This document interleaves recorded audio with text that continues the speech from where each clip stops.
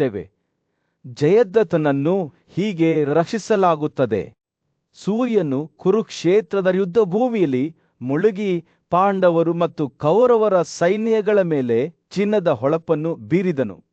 ತನ್ನ ಕಾಲದ ಶ್ರೇಷ್ಠ ಯೋಧ ಅರ್ಜುನನು ತನ್ನ ರಥದಲ್ಲಿ ಕುಳಿತು ತನ್ನ ರಥಧಾರಿ ಮತ್ತು ಸ್ನೇಹಿತನಾದ ಭಗವಾನ್ ಕೃಷ್ಣನ ಮೇಲೆ ತನ್ನ ಕಣ್ಣುಗಳನ್ನು ಕೇಂದ್ರೀಕರಿಸಿದನು.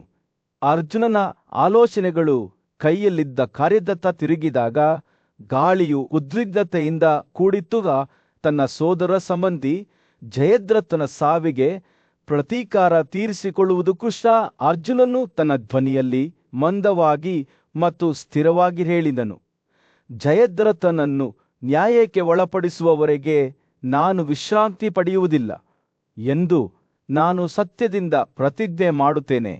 ಧೃತರಾಷ್ಟ್ರ ಸೇನೆಯ ಈ ಆಳಿರೋಧರು ಅಸಾಧಾರಣವೆಂದು ತೋರುತ್ತದೆ, ಆದರೆ ನಾನು ನಿಮಗೆ ಭರವಸೆ ನೀಡುತ್ತೇನೆ, ಅವರ ಸಂಯೋಜಿತ ಶಕ್ತಿ ನನಗೆ ಯಾವುದೇ ಹೋಲಿಕೆ ಇಲ್ಲ. ದೃಢ ನಿಶ್ಚಯದಿಂದ ಮಿಲುಗುತ್ತಿರುವ ಅವನ ಕಣ್ಣುಗಳು ನಾಳೆ ದ್ರೋಣ ಮತ್ತು ಅವನೆಲ್ಲ ಸೈನಿಕರ ದೃಷ್ಟಿಯಲ್ಲಿ ನಾನು ಜಯದ್ರಥನ ತಲೆಯನ್ನು ಅದರ ಹೆಗಲ ಮೇಲೆ ಬೀಳಿಸುತ್ತೇನೆ. ದೇವರುಗಳೇ ನನ್ನ ಪರಾಕ್ರಮದಿಂದ ನಡುಗುತ್ತಾರೆ. ಅವನು ಮಾತನಾಡುತ್ತಿದ್ದಂತೆ ಅರ್ಜುನನ ಮಾತುಗಳು ಹೆಚ್ಚು ಉತ್ಸಾಹಭರಿತವಾದವು. ಅವನ ಧ್ವನಿಯು ಭಾವೋದ್ರೇಕದಿಂದ ಮೇಲೇರಿತು. ಸಿದ್ಧರು, ರುದ್ರರು, ವಾಸುಗಳು ಮತ್ತು ಸ್ವತಃ ಇಂದ್ರನು ಕೂಡ ಜಯದ್ರಥನ ಸಹಾಯಕ್ಕೆ ಬಂದರೆ ನಾನು ಅವನನ್ನು ಸೋಲಿಸುತ್ತಿದ್ದೆ. ನನ್ನ ಗಾಂಧೀವ ಬಿಲ್ಲು ಒಂದು ಆಕಾಶವಾದ್ಯವಾಗಿದ್ದು ದೇವರುಗಳ ಶಕ್ತಿಯಿಂದ ತುಂಬಿದೆ. ನಾನು ಅದರ ಒಡೆಯನಾಗಿದ್ದೇನೆ ಮತ್ತು ನನ್ನ ದಾರಿಯಲ್ಲಿ ಯಾರೂ ನಿಲ್ಲಲು ಸಾಧ್ಯವಿಲ್ಲ. ಕೃಷ್ಣನು ಅವನ ಮಾತುಗಳನ್ನು ಗಮನವಿಟ್ಟು ಆಲಿಸಿದನು. ಅವನ ಅಭಿವ್ಯಕ್ತಿ ಓದಲು ಅಸಾಧ್ಯವಾಗಿತ್ತು. ಆದರೆ ಅರ್ಜುನನು ಮಾತನಾಡುವುದನ್ನು ಮುಂದುವರೆಸಿದಾಗ ಅವನ ಮಾತುಗಳು ಅಜಾಗರೂಕತೆಯ ನೋಟವನ್ನು ತೆಗೆದುಕೊಂಡವು. ಅವನು ಕೇವಲ ಕರ್ತವ್ಯ ಅಥವಾ ಗೌರವಕ್ಕಿಂತ ಹೆಚ್ಚಾಗಿ ಪ್ರೇರೇಪಿಸಲ್ಪಟ್ಟಿದ್ದಾನೆ ಎಂಬ ಭಾವನೆ, ಅವನು ಹರಿಯುವ ರಕ್ತಪಾತದ ಬಗ್ಗೆ, ತನ್ನ ಬಾಣಗಳಿಂದ ಕಡಿದು ಹೋದ ರಾಜರ ತಲೆಗಳ ಬಗ್ಗೆ ಮತ್ತು ಜಯದ್ರಥನ ಕುಟುಂಬಕ್ಕೆ ಸಂಭವಿಸಲಿರುವ ದುಃಖದ ಬಗ್ಗೆ ಮಾತನಾಡಿದನು. ಸಂಜಯನು ದೂರದಿಂದ ನೋಡುತ್ತಿದ್ದನು. ಅವನು ಮಾತನಾಡುವಾಗ ಅವನ ಕಣ್ಣುಗಳು ಅರ್ಜುನನ ಮೇಲೆ ಕೇಂದ್ರೀಕೃತವಾಗಿದ್ದವು. ಅವನು ತನ್ನ ಜೀವಿತಾವಧಿಯಲ್ಲಿ ಅನೇಕ ಯುದ್ಧಗಳನ್ನು ನೋಡಿದ್ದನು, ಆದರೆ ಈ ರೀತಿಯ ಯುದ್ಧವನ್ನು ಎಂದಿಗೂ ನೋಡಿರಲಿಲ್ಲ. ಅರ್ಜುನನ ಮಾತುಗಳಲ್ಲಿ ಮೂಲಭೂತವಾದದ್ದು ಬಹುತೇಕ ಪ್ರಾಣಿಜನ್ಯವಾದದ್ದು. ಅವನು ತನ್ನೊಳಗೆ ಆಳವಾದ ಕೋಪ ಮತ್ತು ದೃಢನಿಶ್ಚಯದ ಬಾವಿಯನ್ನು ಸ್ಪರ್ಶಿಸುತ್ತಿದ್ದಾನೆ ಎಂಬ ಭಾವನೆ ಇತ್ತು. ಸೂರ್ಯನು ದಿಗಂತದ ಕೆಳಗೆ ಮುಳುಗಿ ಯುದ್ಧಭೂಮಿಯನ್ನು ಕತ್ತಲಲ್ಲಿ ಮುಳುಗಿಸಿದಾಗ ಅರ್ಜುನನ ಮಾತುಗಳು ಕೊನೆಗೂ ಕೊನೆಗೊಂಡವು. ಅವನು ಮೌನವಾದನು. ಅವನ ಎದೆಯು ಭಾವೋದ್ರೇಕದಿಂದ ಉಬ್ಬಿಕೊಂಡಿತು. ಕೃಷ್ಣನು ಅವನ ಪಕ್ಕದಲ್ಲಿ ಕುಳಿತನು. ಅವನ ಕಣ್ಣುಗಳು ಶಾಂತವಾದ ತಿಳುವಳಿಕೆಯಿಂದ ಹೊಳೆಯುತ್ತಿದ್ದವು. ಕೃಷ್ಣೇ, ಇಬ್ಬರು ವ್ಯಕ್ತಿಗಳು ಬೇರೆಯಾಗುವುದನ್ನು ನೋಡುತ್ತಿರುವಾಗಲೇ ಸಂಜಯನು ತನ್ನ ತಲೆಯನ್ನೇ ಒತ್ತಿಕೊಂಡನು. ನಾಳೆ ಬೇರೆ ಯಾವುದೇ ದಿನಕ್ಕಿಂತ ಭಿನ್ನವಾದ ದಿನವಾಗಿರುತ್ತದೆ. ಇದು ಇತಿಹಾಸದ ಹಾದಿಯನ್ನು ರೂಪಿಸುತ್ತದೆ ಮತ್ತು ಪಾಂಡವರು ಮತ್ತು ಕೌರವರ ಹಳೆಬರಹವನ್ನು ಶಾಶ್ವತವಾಗಿ ಮುಚ್ಚುತ್ತದೆ ಎಂದು ಅವನಿಗೆ ತಿಳಿದಿತ್ತು. ಆ ರಾತ್ರಿ ಎಚ್ಚರವಾಗಿದ್ದ ವಾಸುದೇವ ಮತ್ತು ಅರ್ಜುನರ ಹೃದಯಗಳು ದುಃಖದಿಂದ ಭಾರವಾಗಿದ್ದವು. ಆ ಇಬ್ಬರು ಯೋಧರೊಳಗೆ ಉರಿಯುತ್ತಿದ್ದ ಕೋಪವನ್ನು ಅರಿತ ದೇವತೆಗಳು ಸ್ವತಃ ಚಿಂತಿತರಾಗಿದ್ದರು. ಸಂಜಯನು ಅವರ ಮೇಲೆ ತನ್ನ ಕಣ್ಣುಗಳನ್ನು ಅಗಲಿಸಿ ಚಿಂತೆಯಿಂದ ನೋಡುತ್ತಿದ್ದನು. ಕತ್ತಲೆಯು ಗಾಢವಾಗುತ್ತಿದ್ದಂತೆ ತೀವ್ರವಾದ ಗಾಳಿ ಬೀಸಲು ಪ್ರಾರಂಭಿಸಿತು. ಅದರ ಒಣ ಪಿಸುಗುಟ್ಟುವಿಕೆಯು ಅಶುಭ ಎಚ್ಚರಿಕೆಯನ್ನು ಹೊತ್ತಿತ್ತು.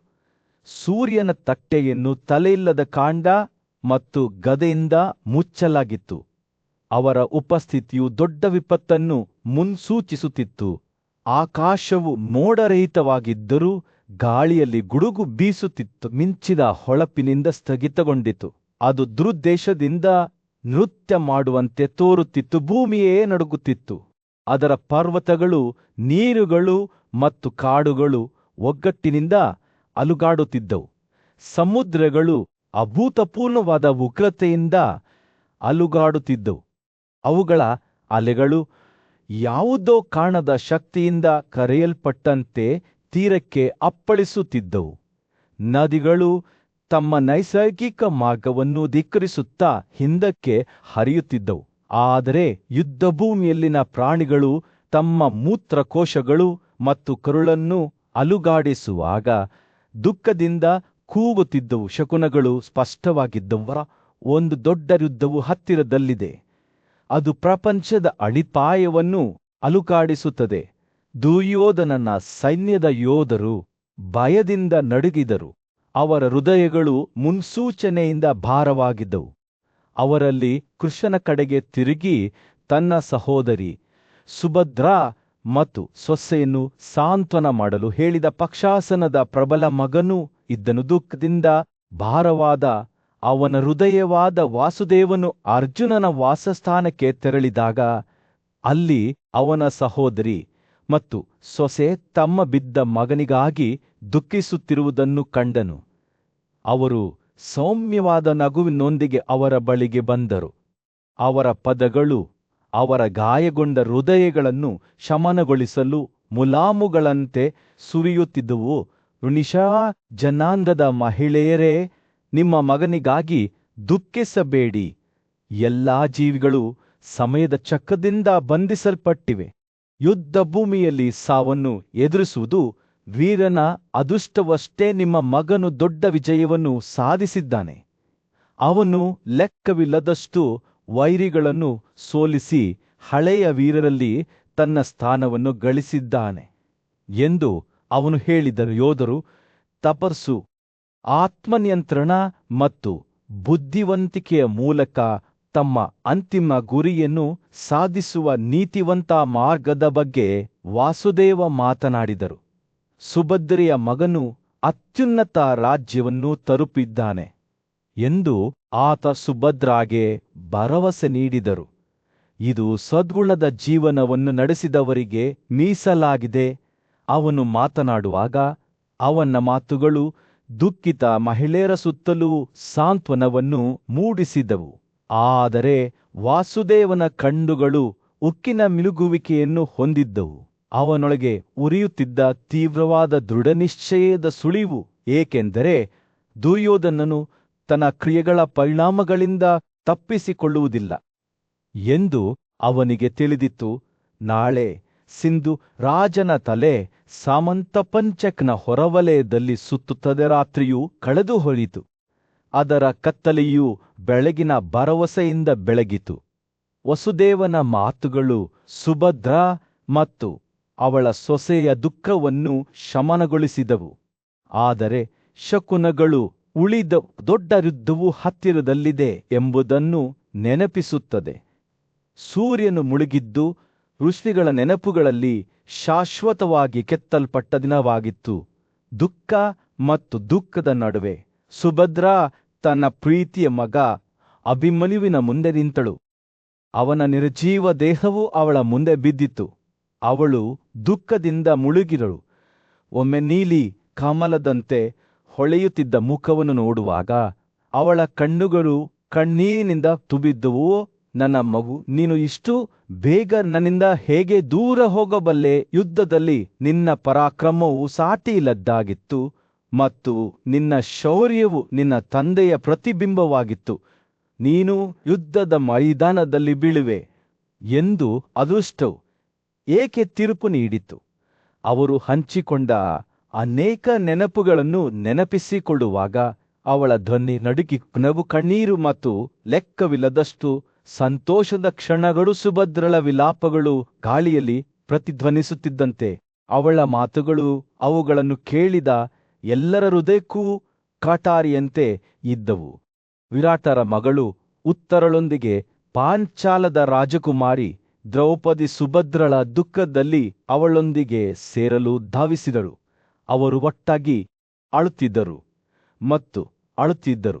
ಅವರ ದುಃಖ ಎಷ್ಟು ತೀವ್ರವಾಗಿತ್ತೆಂದರೆ ಕಾರಣವೇ ಅವರನ್ನು ತೊರೆದಿದೆ. ಎಂದು ತೋರುತ್ತಿತ್ತು. ಅಷ್ಟರಲ್ಲಿ ಕಮಲದ ಕಣ್ಣಿನ ಕೃಷ್ಣನು ಆ ಸ್ಥಳದಲ್ಲಿ ಕಾಣಿಸಿಕೊಂಡನು. ಅವನ ಮುಖವು ಆಳವಾದ ಚಿಂತೆಯಿಂದ ಕೆತ್ತಲ್ಪಟ್ಟಿತ್ತು. ಅವನು ನೀರಿನ ಪಾತ್ರೆಯೊಂದಿಗೆ ಸಿದ್ಧನಾಗಿ ನಿಂತನು. ದುಃಖದಿಂದ ಮೂರ್ಛೆ ಹೋಗಿದ್ದ ಸುಭದ್ರೆಯನ್ನು ಪುನರುಜ್ಜೀವನಗೊಳಿಸಲು ಸಿದ್ಧನಾಗಿದ್ದನು.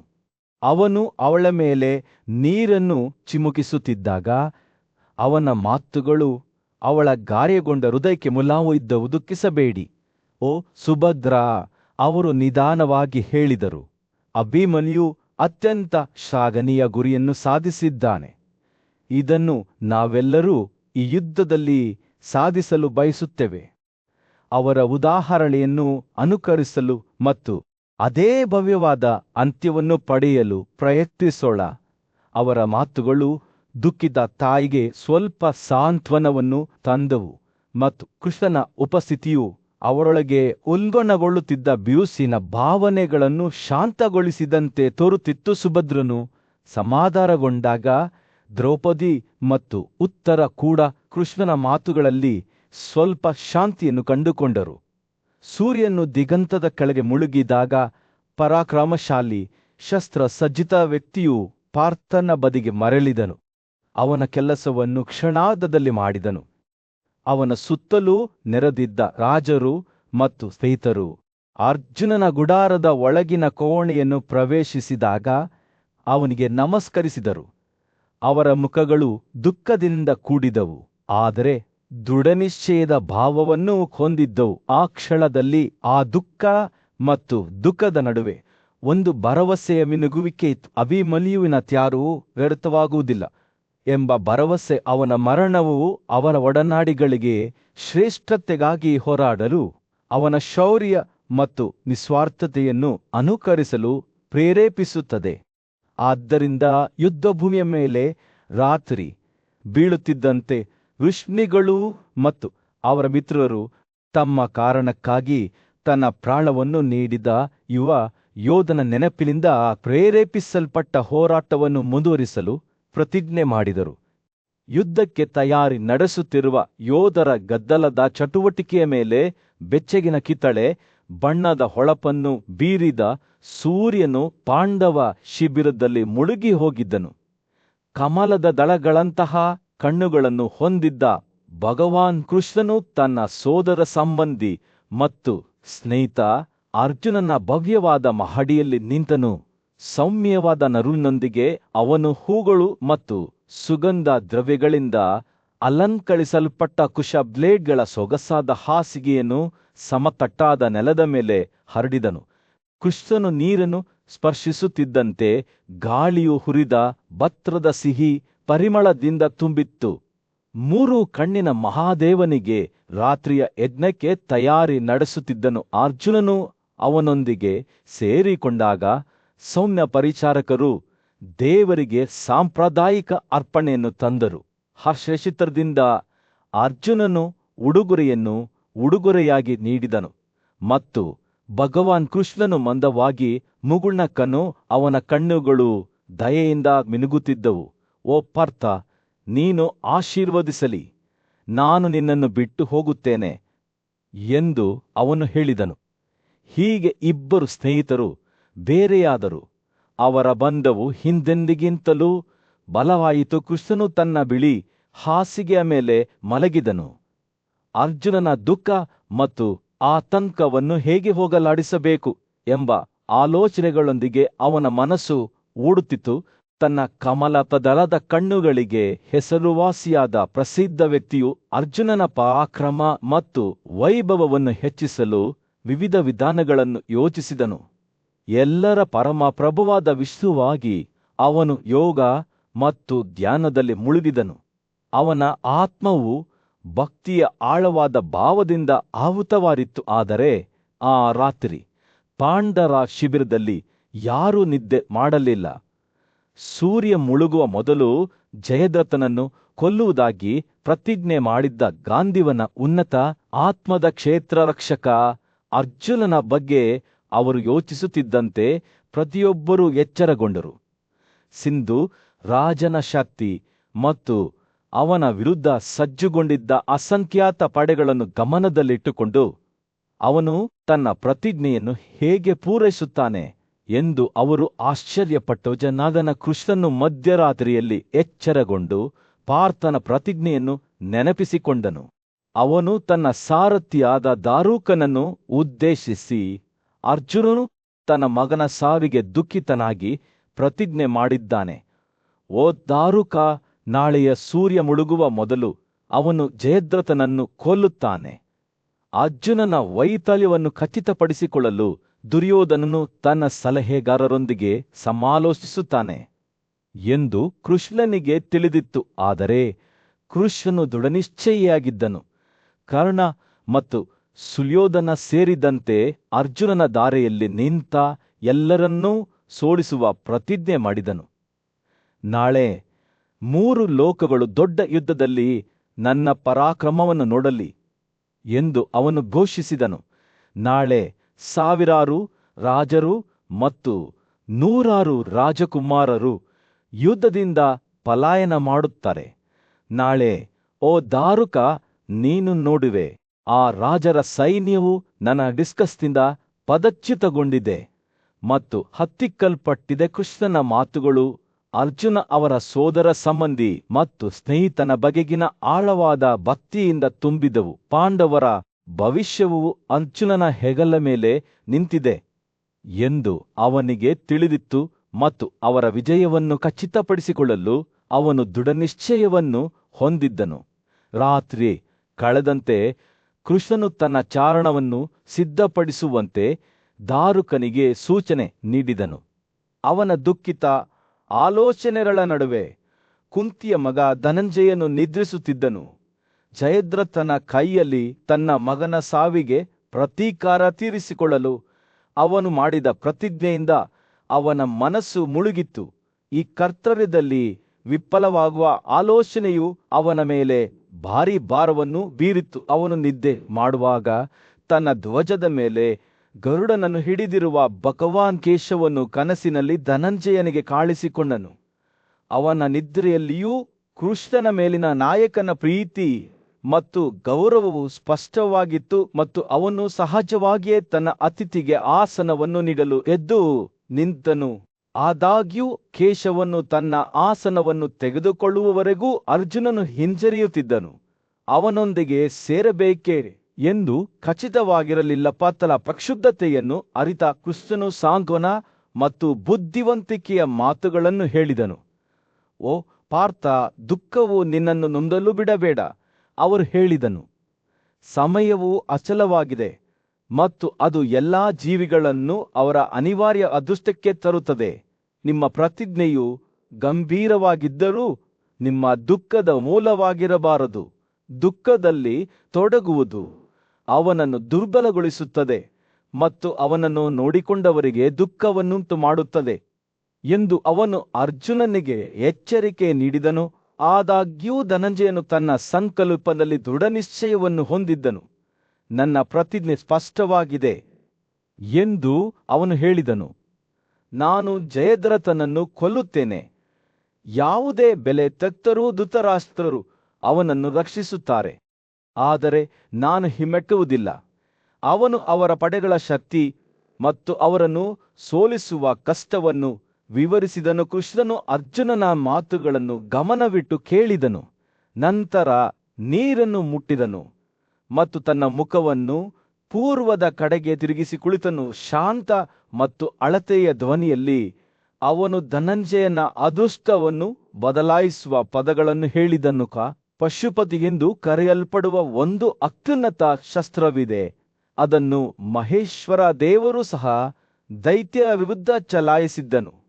ಈಗ ನಿಮಗೆ ನೆನಪಾದರೆ ನೀವು ನಾಳೆ ಜಯದ್ರಥನನ್ನು ಕೊಲ್ಲಲು ಸಾಧ್ಯವಾಗುತ್ತದೆ. ಧನಂಜಯನು ಏಕಾಗ್ರಚಿತ್ತದಿಂದ ಭೂಮಿಯ ಮೇಲೆ ಕುಳಿತು ತನ್ನ ಕೂತುಗಾಗಿ ಗೂಳಿಯೊಂದಿಗೆ ದೇವರಾದ ಭಾವನ ಬಗ್ಗೆ ಯೋಚಿಸಿದನು.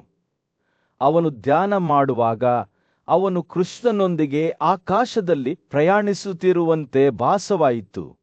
ಅವರು ಪರ್ವತಗಳ ಮೇಲೆ ಹಾರಿ ಹಿಮಾವತ್ ಮತ್ತು ಮಣಿಮತ್ ಪರ್ವತದ ಪವಿತ್ರ ಪಾದವನ್ನು ತಲುಪಿದರು. ಅಲ್ಲಿ ಅವರು ಅನೇಕ ಅದ್ಭುತ ದೃಶ್ಯಗಳನ್ನು ನೋಡಿದರು. ಅವರು ಕೆಳಗಿಳಿಯುವಾಗ ಅರ್ಜುನನು ಕಮಲಗಳಿಂದ ಅಲಂಕರಿಸಲ್ಪಟ್ಟ ಸುಂದರವಾದ ಸರೋವರವನ್ನು ಮತ್ತು ನೀರಿನಿಂದ ತುಂಬಿದ ಗಂಗಾ ನದಿಯನ್ನು ನೋಡಿದನು. ಮಂದಾರ ಪರ್ವತಗಳ ಸುತ್ತಮುತ್ತಲಿನ ಪ್ರದೇಶಗಳಿಗೆ ಅವನು ಆಗಮಿಸಿದನು. ಅವು ವರ್ಷವಿಡೀ ಹೂಗಳು ಮತ್ತು ಹಣ್ಣುಗಳನ್ನು ಹೊಂದಿರುವ ಮರಗಳಿಂದ ಆವೃತವಾಗಿದ್ದರು. ಕಿನ್ನರರ ಹಾಡುಗಳು ಮತ್ತು ಆಹ್ಲಾದಕರ ವಾರ್ಬಬ್ಲಗಳ ಸಿಹಿ ಟಿಪ್ಪಣಿಗಳಿಂದ ಗಾಳಿಯು ತುಂಬಿತ್ತು. ಕುಶನು ಅರ್ಜುನನನ್ನು ಅತ್ಯುತ್ತಮ ಕಾರಂಜಿಗಳು, ಚಿನ್ನದ ಖನಿಜಗಳು ಮತ್ತು ಚಂದ್ರನ ಕಿರಣಗಳ ವೈಭವದಿಂದ ಅಲಂಕರಿಸಿದ ಸ್ಥಳಕ್ಕೆ ಕರೆದೊಯ್ದನು. ಅವರು ಅನೇಕ ನಗರಗಳು, ಪಟ್ಟಣಗಳು, ಸಮುದ್ರಗಳು ಮತ್ತು ಸಂಪತ್ತಿನ ಗಳಿಗಳನ್ನು ನೋಡಿದರು. ಅಂತಿಮವಾಗಿ ಅವರು ವಿಷುಪದಕ್ಕೆ ಆಗಮಿಸಿದರು. ಅಲ್ಲಿ ಕೃಷ್ಣನು ಭಾವನ ರಕ್ಷಣೆಯನ್ನು ಕೋರಿದ್ದನು. ಪಾಂಡುವಿನ ಮಗನಾದ ಅರ್ಜುನನು ದೈವಿಕ ಕ್ಷೇತ್ರದಲ್ಲಿ ಭವ್ಯವಾದ ಭಗವಾನ್ ಶಿವನ ಮುಂದೆ ನಿಂತು ತನ್ನ ಕಣ್ಣುಗಳನ್ನು ವಿಸ್ಮಯ ಮತ್ತು ಭಯದಿಂದ ಅಗಲಗೊಳಿಸಿದನು. ತನ್ನ ಗುರುತಿಗಾಗಿ ಗೂಳಿ ಹೊಂದಿರುವ ದೇವರು ಪಾರಮಾರ್ಥಿಕ ಶಕ್ತಿಯನ್ನು ಹೊರಹೊಮ್ಮಿಸಿದನು ಮತ್ತು ಅರ್ಜುನನ ನೋಟವು 3 ಕಣ್ಣಿನ ದೇವತೆಯ ಪಕ್ಕದಲ್ಲಿ ಮಲಗಿದ್ದ ವಾಸುದೇವನಿಗೆ ಪ್ರತಿ ರಾತ್ರಿ ಮಾಡುವ ಅರ್ಪಣೆಗಳಿಗೆ ಸೆಳೆಯಲ್ಪಟ್ಟಿತು. ಹರ್ಷಚಿತ್ತದಿಂದ ಆತ್ಮ ಮತ್ತು ಕೈಗಳನ್ನು ಜೋಡಿಸಿದ ಅರ್ಜುನನು ಕೃಷ್ಣ ಮತ್ತು ಶಿವ ಇಬ್ಬರನ್ನೂ ಮಾನಸಿಕವಾಗಿ ಪೂಜಿಸಿದನು ಮತ್ತು ನಂತರ ತನ್ನ ಬಯಕೆಯನ್ನು ಹೇಳಿದನು. ನಾನು ಆಕಾಶದ ಆಯುಧವನ್ನು ಪಡೆಯಲು ಬಯಸುತ್ತೇನೆ. ಶಿವನು ಮುಗುಳ್ನಕ್ಕೂ ತನ್ನ ಕಣ್ಣುಗಳು ದಯೆಯಿಂದ ಮಿನುಗುತ್ತಿದ್ದವು ಮತ್ತು ಸ್ವಾಗತ, ಮನುಷ್ಯರಲ್ಲಿ ಮುಂಚೂಣಿಯಲ್ಲಿರುವವರೇ, ನಿಮ್ಮ ಹೃದಯದ ಬಯಕೆಯನ್ನು ನಾನು ಬಲ್ಲೆ. ನೀವು ಏನನ್ನು ಬಯಸುತ್ತೀರೋ ಅದನ್ನು ನಾನು ನಿಮಗೆ ನೀಡುತ್ತೇನೆ ಎಂದು ಹೇಳಿದನು. ಅಮೃತದಿಂದ ತುಂಬಿದ ಆಕಾಶ ಸರೋವರವು ಅವರ ಸ್ಥಳದಿಂದ ದೂರದಲ್ಲಿಲ್ಲ ಎಂದು ಅವನು ಬಹಿರಂಗಪಡಿಸಿದನು. ಅಲ್ಲಿ ಅವನ ಆಕಾಶದ ಬಿಲ್ಲು ಮತ್ತು ಬಾಣವು ಅಡಗಿದ್ದವು. ಯುದ್ಧದಲ್ಲಿ ದೇವರುಗಳ ಶತ್ರುಗಳನ್ನು ಸೋಲಿಸಲು ಅವನು ಬಳಸಿದ ಉಪಕರಣಗಳು ಇವೇ ಆಗಿದ್ದವು. ನನಗೆ ಬಾಣವನ್ನು ಹಿಡಿದಿರುವ ಆ ಅತ್ಯುತ್ತಮ ಬಿಲ್ಲನ್ನು ತನ್ನಿ ಎಂದು ಶಿವನು ವಾಸುದೇವನಿಗೆ ಆಜ್ಞಾಪಿಸಿದರು. ಕೃಷ್ಣ ಮತ್ತು ಅರ್ಜುನನು ಶಿವನ ಎಲ್ಲಾ ಸೇವಕರೊಂದಿಗೆ ಸರೋವರದ ಕಡೆಗೆ ಹೊರಟರು. ಅವರು ಪ್ರಯಾಣ ಮಾಡುವಾಗ ಅವರು ಸ್ವರ್ಗದ ಅದ್ಭುತಗಳ ಕ್ಷೇತ್ರವನ್ನು ನೋಡಿದರು. ಪ್ರತಿಯೊಂದು ವಸ್ತುವನ್ನು ನೀಡಲು ಸಮರ್ಥವಾದ ಪವಿತ್ರ ಸರೋವರವನ್ನು ನೋಡಿದರು. ಸರೋವರದ ತೀರಕ್ಕೆ ಆಗಮಿಸಿದಾಗ ಅವರು 2 ಹಾವುಗಳನ್ನು ನೋಡಿದರು. 1,000 ತಲೆಗಳೊಂದಿಗೆ ಅದರ ದೇಹವು ಬೆಂಕಿಯಿಂದ ಹೊಳೆಯುತ್ತದೆ ಮತ್ತು ತೀವ್ರವಾದ ಜ್ವಾಲೆಗಳನ್ನು ವಾಂತಿ ಮಾಡುತ್ತದೆ ಮತ್ತು ಇನ್ನೊಂದು ಕತ್ತಲೆಯ ಮೂಲತತ್ವವನ್ನು ರೂಪಿಸುವ ಭಯಾನಕ ಹಾವು. ಅವರು ಈ ಭಯಂಕರ ಜೀವಿಗಳ ಬಳಿಗೆ ಬಂದಾಗ ಕೃಷ್ಣ ಮತ್ತು ಅರ್ಜುನರು ಪೂಜ್ಯಭಾವದಿಂದ ತಮ್ಮ ಕೈಗಳನ್ನು ಜೋಡಿಸಿ ನೀರಿನ ಅಂಚನ್ನು ಮುಟ್ಟಿದರು. ಅವರು ಶಿವನಿಗೆ ತಲೆಬಾಗಿದರು ಮತ್ತು ಪ್ರಾಮಾಣಿಕ ಆತ್ಮಗಳೊಂದಿಗೆ ರುದ್ರನ ವೈಭವವನ್ನು ಶ್ಲಾಘಿಸುತ್ತಾ ವೇದದ 100 ಚರಣಗಳನ್ನು ಪಠಿಸಲು ಪ್ರಾರಂಭಿಸಿದರು. ಅವರ ಭಕ್ತಿಯ ಶಕ್ತಿಯು ಆ ಸರ್ಪಗಳೊಳಗೆ ಏನನ್ನಾದರೂ ಜಾಗೃತಗೊಳಿಸಿತು ಮತ್ತು ಅವರು ತಮ್ಮ ಹಾವಿನ ರೂಪಗಳನ್ನು ಚೆಲ್ಲಿದರು. ಶತ್ರುಗಳನ್ನು ಕೊಲ್ಲುವ ಬಿಲ್ಲು ಮತ್ತು ಬಾಣದ ಆಕಾರಗಳನ್ನು ಪಡೆದರು. ಕೃಷ್ಣ ಮತ್ತು ಅರ್ಜುನರು ಈ ದಿವ್ಯವಾದ್ಯಗಳನ್ನು ಹಿಡಿದುಕೊಂಡು ದೊಡ್ಡ ಹೊಳಪಿನಿಂದ ತುಂಬಿಕೊಂಡು ಅವುಗಳನ್ನು ಶಿವನ ಬಳಿಗೆ ಮರಳಿ ತಂದರು. ಶಿವನ ಕಡೆಯಿಂದ ಒಬ್ಬ ಬ್ರಹ್ಮಚಾರಿ ಹೊರಹೊಮ್ಮಿದನು. ಅವನ ಕಂದು ಬಣ್ಣದ ಕಣ್ಣುಗಳು ರಾತ್ರಿಯಲ್ಲಿ ಲ್ಯಾಂಟನ್ಗಳಂತೆ ಹೊಳೆಯುತ್ತಿದ್ದವು. ಅವನು ಅಪಾರ ಶಕ್ತಿಯುಳ್ಳ ವ್ಯಕ್ತಿಯಾಗಿದ್ದನು. ಅವನ ನೀಲಿ ಗಂಟಲು ಮತ್ತು ತಪಸ್ಸಿನ ಸೆಳವು ಹರಡುವ ಕೆಂಪು ಬೀಗಗಳು ಪೂಜ್ಯ ಹೆಜ್ಜೆಗಳೊಂದಿಗೆ ಬ್ರಹ್ಮಚಾರಿಣಿಯು ಬಿಲ್ಲನ್ನು ಹಿಡಿದುಕೊಂಡು ಅದರ ದಾರದ ಮೇಲೆ ಬಾಣವನ್ನು ಒತ್ತಿದನು.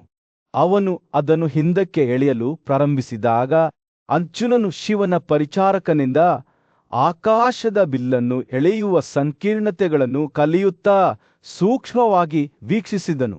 ಬ್ರಹ್ಮಚಾರಿಣಿಯು ನಂತರ ಬಾಣವನ್ನು ಸರೋವರದ ಕಡೆಗೆ ಹಾರಿಸಿದನು ಮತ್ತು ಒಂದು ಕೊನೆಯ ಸನ್ನೆ ಮಾಡಿದನು. ಬಿಲ್ಲನ್ನು ನೀರಿನಲ್ಲಿ ಎಸೆದನು. ಅವನು ತನ್ನ ಮೇಲೆ ಪ್ರಸನ್ನನಾಗಿದ್ದನೆಂದು ತೃಪ್ತನಾದ ಅರ್ಜುನನು ಕಾಡಿನಲ್ಲಿ ಶಿವನು ನೀಡಿದ ವರವನ್ನು ಮತ್ತು ತನ್ನ ದೈವಿಕ ರೂಪದ ದರ್ಶನವನ್ನು ನೆನಪಿಸಿಕೊಂಡನು. ಈ ಅನುಭವವು ಫಲ ನೀಡಬೇಕೆಂದು ಆತ ಮಾನಸಿಕವಾಗಿ ಬಯಸಿದನು ಮತ್ತು ಇದನ್ನು ಅರ್ಥಮಾಡಿಕೊಂಡನು.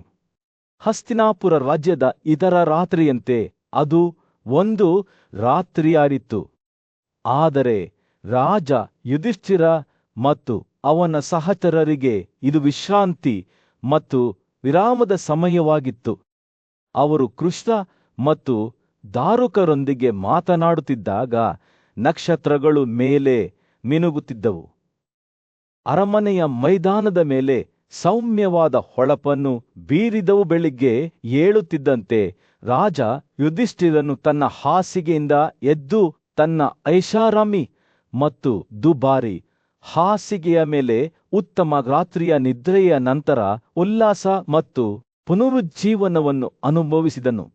ಬಿಳಿ ಬಟ್ಟೆ ಧರಿಸಿದ ಅವರ ಸೇವಕರು ಅಂಚು ತುಂಬಿದ ಚಿನ್ನದ ಜಾಡಿಗಳೊಂದಿಗೆ ಅವನ ಬಳಿಗೆ ಬಂದರು. ಅವನ ದೈನಂದಿನ ಸ್ನಾನದಲ್ಲಿ ಅವನಿಗೆ ಸಹಾಯ ಮಾಡಲು ಸಿದ್ಧರಾದರು. ರಾಜನು ತೆಳುವಾದ ಬಟ್ಟೆಯನ್ನು ಧರಿಸಿ ಆರಾಮವಾಗಿ ಕುಳಿತುಕೊಂಡನು. ಅವನ ಬಲವಾದ ಮತ್ತು ಉತ್ತಮ ತರಬೇತಿ ಪಡೆದ ಸೇವಕರು ಪವಿತ್ರ ಮಂತ್ರಗಳಿಂದ ಶುದ್ಧೀಕರಿಸಿದ ಪರಿಮಳಯುಕ್ತ ನೀರಿನಿಂದ ಅವನನ್ನು ತೊಳೆದರು. ರಾಜನು ಸ್ನಾನ ಮಾಡುವಾಗ ಚಂದನದ ಸಿಹಿಯಾದ ಸುವಾಸನೆಯಿಂದ ಗಾಳಿಯು ತುಂಬಿತು. ಅವನ ದೇಹವು ತನ್ನ ಚರ್ಮವನ್ನು ಶಮನಗೊಳಿಸಲು ಔಷಧಿಯ ಗಿಡಮೂಲಿಕೆಗಳಿಂದ ತುಂಬಿದ ನೀರಿನಿಂದ ಉಜ್ಜಲ್ಪಟ್ಟಿತು. ನಂತರ ಅವನು ವಿವಿಧ ವಾಸನೆಯ ಪದಾರ್ಥಗಳಿಂದ ಪರಿಮಳಯುಕ್ತವಾದ ಮತ್ತು ಅವನ ಮುಂದೆ ಸಡಿಲವಾದ ಬಟ್ಟೆಯ ಉದ್ದನೆಯ ತುಂಡಿನಿಂದ ತನ್ನನ್ನು ತಾನೇ ಒಣಗಿಸಿಕೊಂಡನು. ತನ್ನ ದೇಹಕ್ಕೆ ಅತ್ಯುತ್ತಮವಾದ ಶ್ರೀಗಂಧದ ಲೇಪವನ್ನು ಲೇಪಿಸಿ ಹೂವಿನ ಹಾರಗಳನ್ನು ಧರಿಸಿ ಮತ್ತು ಶುದ್ಧವಾದ ನಿಲುವಂಗಿಗಳನ್ನು ಧರಿಸಿ ಪ್ರಬಲ ಶಸ್ತ್ರಸಜ್ಜಿತ ರಾಜನು ಪೂರ್ವಕ್ಕೆ ಮುಖ ಮಾಡಿ ಕುಳಿತಿದ್ದನು. ಅವನ ಕೈಗಳು ಪ್ರಾರ್ಥನೆಯಲ್ಲಿ ಒಗ್ಗೂಡಿದವು. ನೀತಿಯ ಮಾರ್ಗವನ್ನು ಅನುಸರಿಸಿ ಅವನು ಮಾನಸಿಕವಾಗಿ ತನ್ನ ಪ್ರಾರ್ಥನೆಗಳನ್ನು ಪಠಿಸಿದನು. ದೈವಿಕ ಆಶೀರ್ವಾದವನ್ನು ಕೋರಿದನು. ಅವನು ತನ್ನ ಕೊಠಡಿಯಿಂದ ಹೊರಬಂದಾಗ ರಾಜರ ಯುಧಿಷ್ಠಿರನು ಎರಡನೇ ಕೋಣೆಯನ್ನು ಪ್ರವೇಶಿಸಿದನು. ಅಲ್ಲಿ ವೇದಗಳ ಬಗ್ಗೆ ಚೆನ್ನಾಗಿ ತಿಳಿದಿರುವ ಮತ್ತು ಅವರ ಅಧ್ಯಯನದಿಂದ ಶುದ್ಧಗೊಂಡ ಬ್ರಾಹ್ಮಣರ ಅನೇಕ ಗೂಳಿಗಳು ಅವನಿಗಾಗಿ ಕಾಯುತ್ತಿದ್ದವು.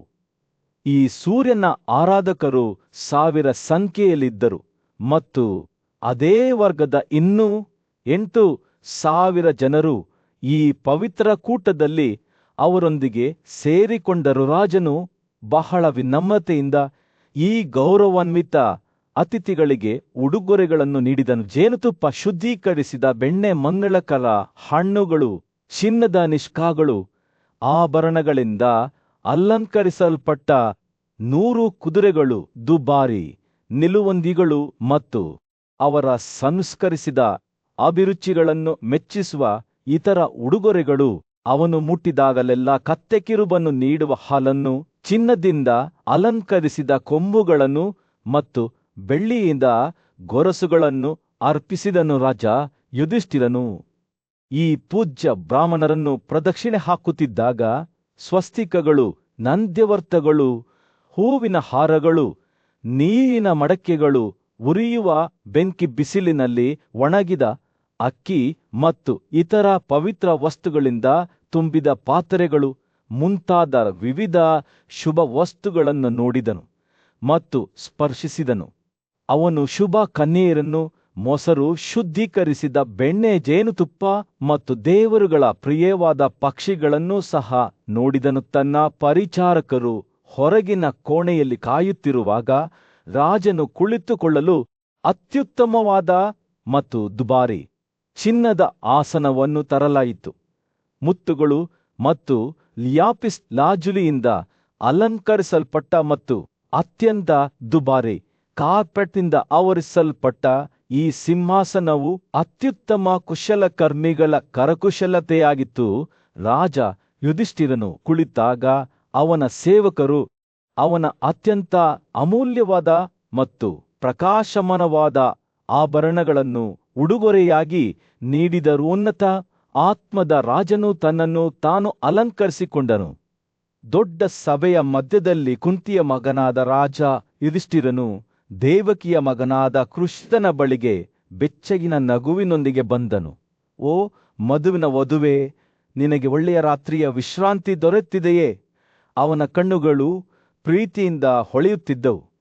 ನಿನ್ನ ಗ್ರಹಿಕೆಗಳು ಸ್ಪಷ್ಟವಾಗಿವೆಯೇಕೋ? ಮರೆಯಾಗದ ಮಹಿಮೆಯವನೇ ಯುಧಿಷ್ಠಿರನ ಪಕ್ಕದಲ್ಲಿ ಒಂದು ಉತ್ತಮ ಆಸನದಲ್ಲಿ ಕುಳಿತಿದ್ದ ಕೃಷ್ಣನು ಸೌಮ್ಯವಾದ ತಲೆಯೊಂದಿಗೆ ಉತ್ತರಿಸಿದನು. ವಾಸುದೇವನೂ ಸಹ ರಾಜನ ಯೋಗಕ್ಷೇಮದ ಬಗ್ಗೆ ವಿಚಾರಿಸಿದನು. ನಂತರ ಇತರ ಕ್ಷತ್ರಿಯ ಯೋಧರು ಪರಿಚಯಿಸಲು ಕಾಯುತ್ತಿದ್ದಾರೆ ಎಂದು ಆದೇಶದಾತನು ಘೋಷಿಸಿದನು. ರಾಜನ ಆಜ್ಞೆಯೊಂದಿಗೆ ರಾಜ ಯುಧಿಷ್ಠಿರನು ಅವರನ್ನು ಪ್ರಸ್ತುತಪಡಿಸಲು ಆ ವ್ಯಕ್ತಿಗೆ ಆದೇಶಿಸಿದನು. ಸಭೆಯ ಸಭಾಂಗಣವು ಪರಾಕ್ರಮಶಾಲಿ ವೀರರ ವೈಭವದಿಂದ ತುಂಬಿತ್ತು. ಪ್ರತಿಯೊಬ್ಬರೂ ಕೊನೆಯವರಿಗಿಂತ ಹೆಚ್ಚು ವಿಸ್ಮಯಕಾರಿಯಾಗಿದ್ದರು. ಅಲ್ಲಿ ವೀರ ಭೀಮಸೇನ, ದೃಷ್ಟದ್ಯುಮ್ನ, ಸತ್ಯಕಿ ಮತ್ತು ದ್ರುಪದ, ಸಿಕಂದಿನಕುಲ ಮತ್ತು ಸಹದೇವ ಸೇರಿದಂತೆ ಅನೇಕರು ಇದ್ದರು. ಅವಳಿ ಮಕ್ಕಳು ತಮ್ಮ ಶೌರ್ಯಕ್ಕೆ ಹೆಸರುವಾಸಿಯಾಗಿದ್ದರು. ಅವರೆಲ್ಲರೂ ಕ್ಷತ್ರಿಯರಲ್ಲಿ ತಮ್ಮ ನಾಯಕರಾದ ಯುಧಿಷ್ಠಿರನ ಬಳಿಗೆ ಹೋಗಿ ಅತ್ಯುತ್ತಮ ಮೆತ್ತೆಗಳ ಮೇಲೆ ಕುಳಿತುಕೊಂಡರು. ಸಭೆಯು ನೆಲೆಗೊಳ್ಳುತ್ತಿದ್ದಂತೆ ರಾಜ ಯುಧಿಷ್ಠಿರನು ಕೃಷ್ಣನನ್ನು ಆಳವಾದ ಭಕ್ತಿಯ ಮಾತುಗಳೊಂದಿಗೆ ಸಂಬೋಧಿಸಿದನು. ನಿನ್ನನ್ನು ಮಾತ್ರ ಅವಲಂಬಿಸಿ ನಾವು ಯುದ್ಧದಲ್ಲಿ ಮತ್ತು ಶಾಶ್ವತ ಸಂತೋಷದಲ್ಲಿ ವಿಜಯವನ್ನು ಬಯಸುತ್ತೇವೆ. ಓ ಕೃಷ್ಣನೇ, ನಮ್ಮ ರಾಜ್ಯದ ಪತನದ ಬಗ್ಗೆ, ನಮ್ಮ ಶತ್ರುಗಳ ಕೈಯಲ್ಲಿ ನಮ್ಮ ವನವಾಸದ ಬಗ್ಗೆ ಮತ್ತು ನಮ್ಮ ಎಲ್ಲ ವೈವಿಧ್ಯಮಯ ದುಃಖಗಳ ಬಗ್ಗೆ ನಿನಗೆ ತಿಳಿದಿದೆ. ಓ ಮಧುವಿನ ವಧುವೆ, ನಮ್ಮ ಅಸ್ತಿತ್ವವು ನಿನ್ನ ಮೇಲೆ ನಿಂತಿದೆ. ನಮಗೆ ಸಂತೋಷ ಮತ್ತು ತೃಪ್ತಿಯನ್ನು ತರುವುದನ್ನು ಮಾಡಲು ನಾವು ನಿನ್ನನ್ನು ಬೇಡಿಕೊಳ್ಳುತ್ತೇವೆ. ಕೃಷ್ಣನು ಗಮನವಿಟ್ಟು ಯುಧಿಷ್ಠಿರನ ಮಾತನ್ನು ಆಲಿಸಿದನು. ಅವನ ಕಣ್ಣುಗಳು ಯುಧಿಷ್ಠಿರನ ಮೇಲೆ ಬಡಿಯುತ್ತಿದ್ದವು.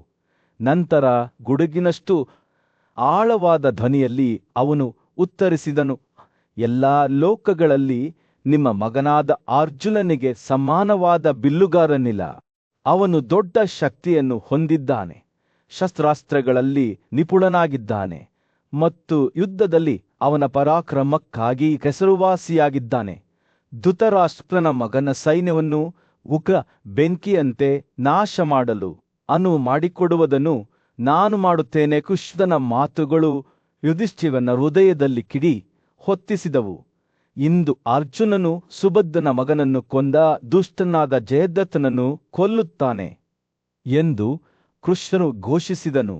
ರಣಹದ್ದುಗಳು, ಗಿಡುಗಗಳು ಮತ್ತು ನರಿಗಳು ಅವನ ಮಾಂಸವನ್ನು ತಿನ್ನುತ್ತವೆ.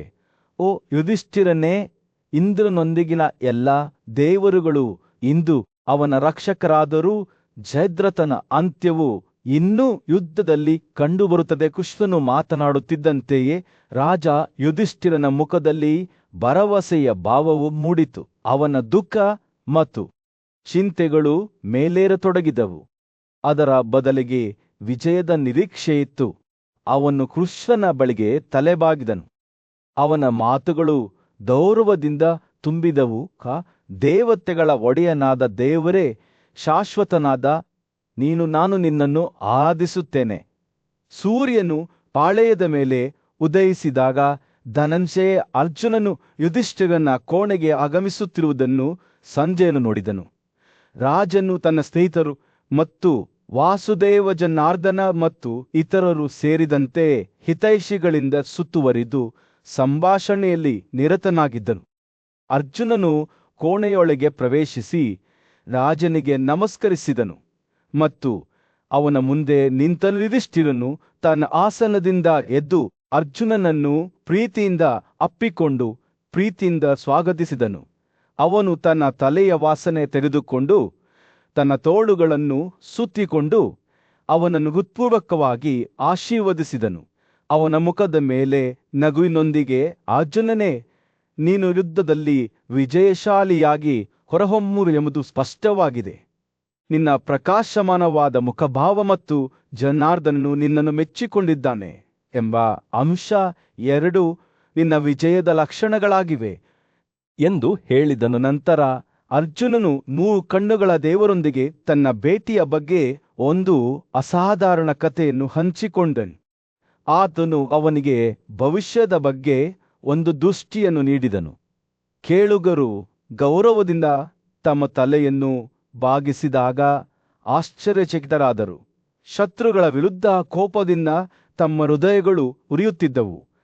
ಪಾಂಡವರ ಸ್ನೇಹಿತರು ಮತ್ತು ಹಿತೈಷಿಗಳು ತ್ವರಿತವಾಗಿ ಯುದ್ಧಕ್ಕೆ ಹೊರಟರು. ಅರ್ಜುನನ ಮಂಟಪವು ನಿರ್ಗಮನಕ್ಕೆ ಸಿದ್ಧವಾಗುತ್ತಿದ್ದಂತೆ ತಪ್ಪಾಲನ್ನು ಧರಿಸಿದ ವಾಸುದೇವನು ಅವನ ರಥವು ಸರಿಯಾಗಿ ಸಜ್ಜಾಗಿದೆ ಎಂದು ಅವನಿಗೆ ತಿಳಿಸಿದನು. ಕೀಟದಿಂದ ಅಲಂಕರಿಸಲ್ಪಟ್ಟ ಯೋಧ ಅರ್ಜುನನು ಚಿನ್ನದ ರಕ್ಷಾಕವಚವನ್ನು ಧರಿಸಿ ತನ್ನ ಬಿಲ್ಲು ಮತ್ತು ಬಾಣಗಳನ್ನು ಹಿಡಿದುಕೊಂಡನು. ಪೂಜ್ಯ ಭಾವದಿಂದ ಅವನು ಕಾರನ್ನು ಸುತ್ತಿಕೊಂಡನು. ಅದು ಬೆಳಗಿನ ಸೂರ್ಯನಂತೆ ಪ್ರಕಾಶಮಾನವಾಗಿ ಹೊಳೆಯುತ್ತಿತ್ತು. ತಪಸ್ಸು ಮತ್ತು ಜ್ಞಾನದಲ್ಲಿ ಬುದ್ಧಿವಂತ ಬ್ರಾಹ್ಮಣರು ಅರ್ಜುನನನ್ನು ರಥವನ್ನು ಏರುವಾಗ ವಿಜಯಕ್ಕಾಗಿ ಆಶೀರ್ವಾದಗಳನ್ನು ನೀಡಿದರು. ಸೂರ್ಯನು ಪೂರ್ವ ಪರ್ವತವನ್ನು ಏರಿದಂತೆ ಅರ್ಜುನನು ದೊಡ್ಡ ವಾಹನವನ್ನು ಹತ್ತಿದನು. ಅವನ ಚಿನ್ನದ ಆಭರಣಗಳು ಬೆಳಕಿನಲ್ಲಿ ಮಿನುಗುತ್ತಿದ್ದವು. ಯುಯುಧನ ಮತ್ತು ಜನಾರ್ದನ ಅವನೊಂದಿಗೆ ಕಾರಿನಲ್ಲಿ ಸೇರಿಕೊಂಡರು ಮತ್ತು ಗೋವಿಂದನು ಕುದುರೆಗಳ ನಿಯಂತ್ರಣವನ್ನು ತೆಗೆದುಕೊಂಡನು. ಅವರು ಯುದ್ಧಕ್ಕೆ ಹೊರಟಾಗ ಚಾರಣಗಾರರು ಮತ್ತು ಸಂಗೀತಗಾರರು ಸಂಗೀತ ವಾದ್ಯಗಳು ಮತ್ತು ಶುಭ ಸ್ತೋತ್ರಗಳ ಧ್ವನಿಯೊಂದಿಗೆ ಅವರೊಂದಿಗೆ ಸೇರಿಕೊಂಡರು. ವಿಜಯವನ್ನು ಬಳಸುವ ಪನೇಗಿರಿಸಗಳು ಮತ್ತು ಚಾರಣಗಾರರ ಧ್ವನಿಗಳು ಸಂಗೀತದೊಂದಿಗೆ ಬೆರೆತು ಹಬ್ಬದ ವಾತಾವರಣವನ್ನು ಸೃಷ್ಟಿಸಿದವು.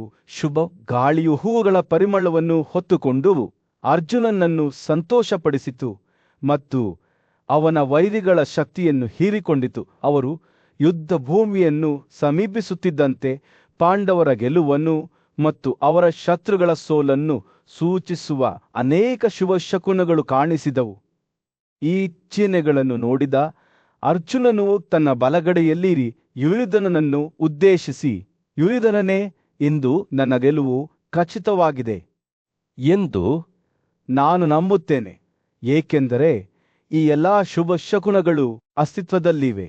ಯುದ್ಧದಲ್ಲಿ ನನ್ನ ಪರಾಕ್ರಮವನ್ನು ನೋಡಲು ಸಿಂಧುವಿನ ರಾಜನು ನನಗೆ ಕಾಯುತ್ತಿರುವ ಸ್ಥಳಕ್ಕೆ ನಾನು ಹೋಗುತ್ತೇನೆ ಎಂದು ಹೇಳಿದನು. ಕರ್ತವ್ಯ ಪ್ರಜ್ಞೆಯೊಂದಿಗೆ ಅರ್ಜುನನು ರಾಜ ಯುಧಿಷ್ಠಿರನನ್ನು ರಕ್ಷಿಸುವ ಜವಾಬ್ದಾರಿಯನ್ನು ಯುಯುಧನನಿಗೆ ವಹಿಸಿಕೊಟ್ಟು, ನನ್ನಂತೆ ನೀನು ಅವನನ್ನು ರಕ್ಷಿಸಬೇಕು ಎಂದು ಹೇಳಿದನು. ಅಭಿಮನ್ಯುವಿನ ದುರಂತ ನಿಧನದ ನಂತರ ಬೆಳಿಗ್ಗೆ ಸೂರ್ಯನ ಉದಯವಾಗಿರಲಿಲ್ಲ.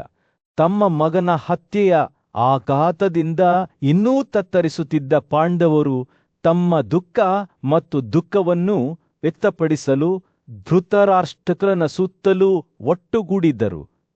ಹಿಂದಿನ ದಿನದ ಘಟನೆಗಳನ್ನು ವಿವರಿಸುವಾಗ ಅವರ ಧ್ವನಿಗಳು ನಡುಗಿದವು. ಅವರಿಗೆ ಉಂಟಾದ ನೋವು ಮತ್ತು ದುಃಖವನ್ನು ಮರುಸೃಷ್ಟಿಸಿದವು. ಅವರ ಭಾವಾವೇಶದಿಂದ ತುಂಬಿದ ಧ್ವನಿಯಲ್ಲಿ ಧೃತರಾಷ್ಟ್ರನು ಯುದ್ಧದ ಘಟನೆಗಳನ್ನು ವಿವರಿಸಲು ಸಂಜಯನನ್ನು ಕೇಳಿದನು. ನಮ್ಮ ಯೋಧರು ಇಷ್ಟು ಶೌರ್ಯದಿಂದ ಹೇಗೆ ಹೋರಾಡಲು ಸಾಧ್ಯವಾಯಿತು? ಅವನ ಕಣ್ಣುಗಳು ದುಃಖದ ಆಳವಾದ ಭಾವನೆಯಿಂದ ತುಂಬಿದವು. ಅರ್ಜುನ ಆ ಮಹಾನ್ ಯೋಧ ದುಃಖ ಮತ್ತು ಕೋಪದಿಂದ ಉರಿಯುತ್ತಿರುವ ಬೆಂಕಿಯಂತೆ ಇದ್ದನು. ನಮ್ಮ ಸೈನಿಕರು ಅವನ ಮುಂದೆ ಹೇಗೆ ನಿಂತರೂ ಸಂಜಯ್ ಯುದ್ಧದ ಘಟನೆಗಳನ್ನು ವಿವರಿಸಲು ಪ್ರಾರಂಭಿಸಿದಾಗ ಧೃತರಾಷ್ಟ್ರನ ಅಭಿವ್ಯಕ್ತಿ ಮಂದವಾಯಿತು. ಕೆಲವು ದಿನಗಳ ಹಿಂದೆ ತಾನು ದುರ್ಯೋಧನನಿಗೆ ಹೇಳಿದ ಮಾತುಗಳನ್ನು ನೆನಪಿಸಿಕೊಂಡ ಆತ ಪಾಂಡವರೊಂದಿಗೆ ಶಾಂತಿ ಸ್ಥಾಪಿಸಲು ಒತ್ತಾಯಿಸಿದ. ಶಾಂತಿ ಬಯಸುವ ವಾಸುದೇವನು ನಮ್ಮ ಬಳಿಗೆ ಬಂದಿದ್ದಾನೆ ಎಂದು ಹೇಳಿದ್ದ ನಾವು ಆತನ ಸಲಹೆಯನ್ನು ಉಲ್ಲಂಘಿಸಬಾರದು. ಆದರೆ ದುರ್ಯೋಧನನು ತನ್ನ ತಂದೆಯ ಮಾತುಗಳನ್ನು ನಿರ್ಲಕ್ಷಿಸಿ ಯುದ್ಧದ ಹಾದಿಯಲ್ಲಿ ಮುಂದುವರಿಯುತ್ತಿದ್ದನು. ಧೃತರಾಷ್ಟ್ರನ ಆಲೋಚನೆಗಳು ಈ ಕ್ರಮದ ವಿರುದ್ಧ ಅವನಿಗೆ ಸಲಹೆ ನೀಡಿದ ಬುದ್ಧಿವಂತ ವ್ಯಕ್ತಿಗಳಾದ ವಿದುರ, ಭೀಷ್ಮ, ಶಾಲ್ಯ ಮತ್ತು ದ್ರೋಣರ ಕಡೆಗೆ ತಿರುಗಿತು. ನನ್ನ ಮಗ ಮಾತ್ರ ಅವರ ಸಲಹೆಯನ್ನು ಆಲಿಸಿದ್ದರೆ ಅವನು ನಿಟ್ಟುಸಿರು ಬಿಟ್ಟನು. ಅವನು ತನ್ನ ಸಂಬಂಧಿಕರು ಮತ್ತು ಸ್ನೇಹಿತರೊಂದಿಗೆ ಸಂತೋಷ ಮತ್ತು ಶಾಂತಿಯಿಂದ ಬದುಕುತ್ತಿದ್ದನು. ಸಂಜೆ ಯುದ್ಧದ ಘಟನೆಗಳನ್ನು ಹೇಳುತ್ತಲೇ ಇದ್ದಾಗ ಧೃತರಾಷ್ಟ್ರನ ಕಣ್ಣುಗಳು ಕಣ್ಣೀರಿನಿಂದ ತುಂಬಿದವು. ಒಂದು ಕಾಲದಲ್ಲಿ ಶಿಬಿರದಲ್ಲಿ ತುಂಬಿದ ಸಂತೋಷದ ಶಬ್ದಗಳು, ಹಾಡುಗಾರಿಕೆ, ನೃತ್ಯ, ವಿವಿಧ ವಾದ್ಯಗಳ ಸಂಗೀತ. ಆದರೆ ಈಗ ಎಲ್ಲರೂ ಮೌನವಾಗಿದ್ದರು.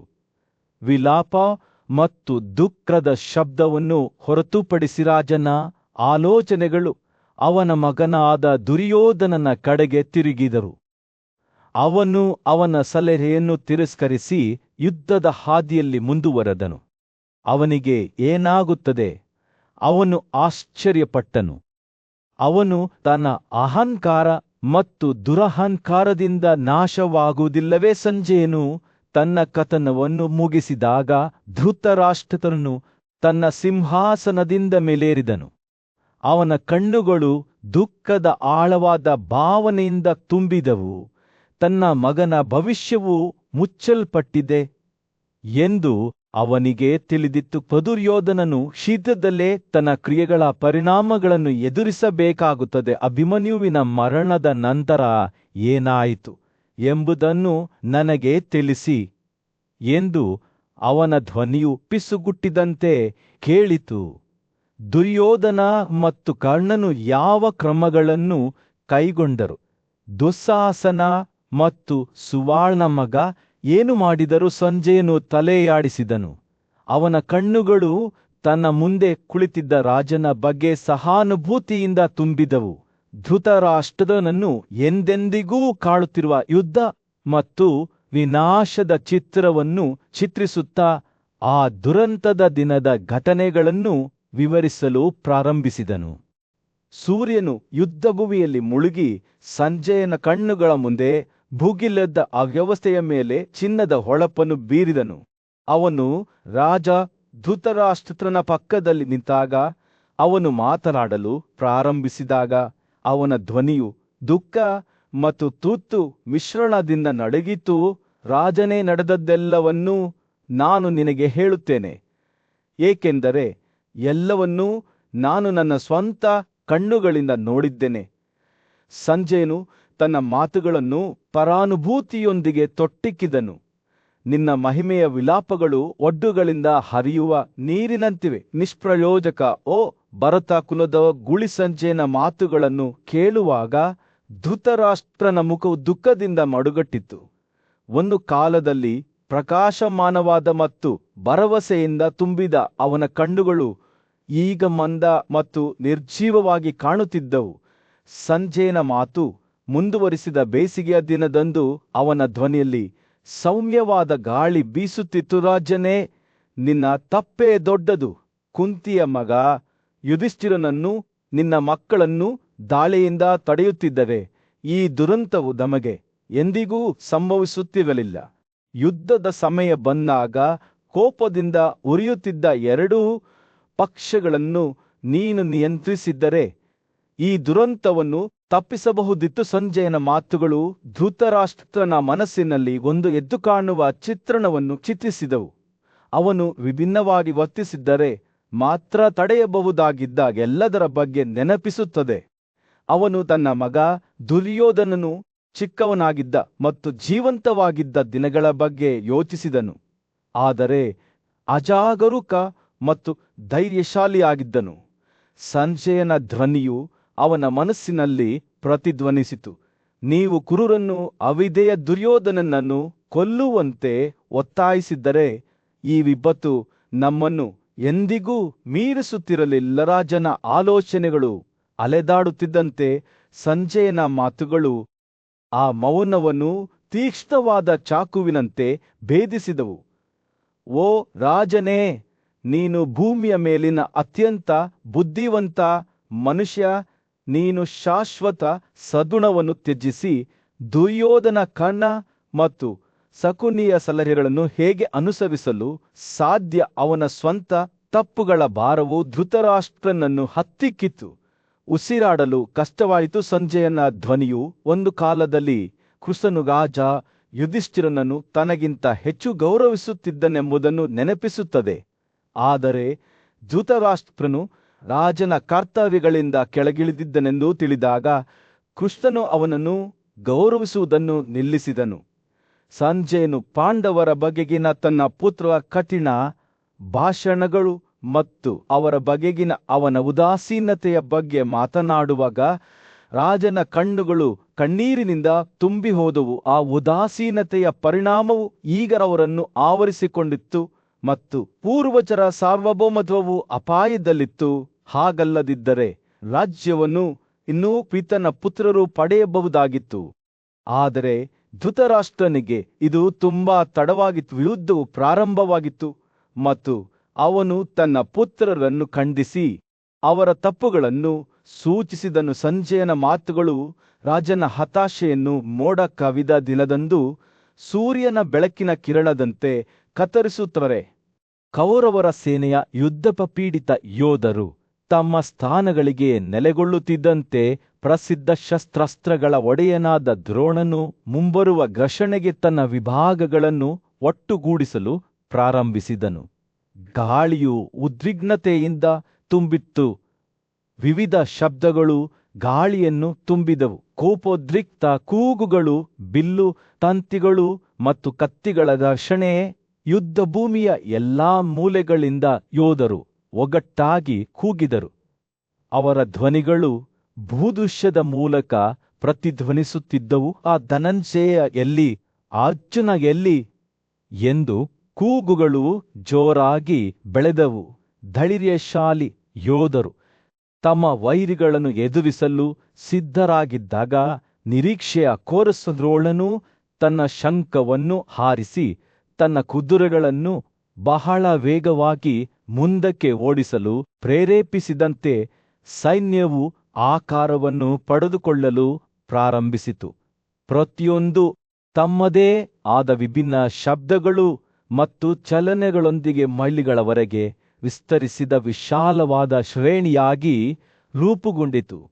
ಸಿಂಧುಗಳ ಆಡಳಿತಗಾರನಾದ ಜಯದ್ರಥನನ್ನು ದ್ರೋಣನ ಮಾತುಗಳಿಂದ ಸಮಾಧಾನಪಡಿಸಲಾಯಿತು ಮತ್ತು ಅನೇಕ ಗಾಂಧಾರ ಯೋಧ ಜೊತೆಗೂಡಿ ಮತ್ತು ಅಂಚೆ ಉಡುಪುಗಳನ್ನು ಧರಿಸಿದ್ದ ಪಾದಚಾರಿ ಸೈನಿಕರಿಂದ ಸುತ್ತುವರಿದ ಪರಾಕ್ರಮಶಾಲಿ ಯೋಧನ ಹಿಂದೆ ತನ್ನ ಸ್ಥಾನವನ್ನು ವಹಿಸಿಕೊಂಡನು. ಎಲ್ಲಾ ಪಡೆಗಳ ತಲೆಯ ಮೇಲೆ ಜಯದ್ರಥನ ಮಗನಾದ ದುರ್ಮಾರ್ಶನನು ನಿಂತಿದ್ದನು.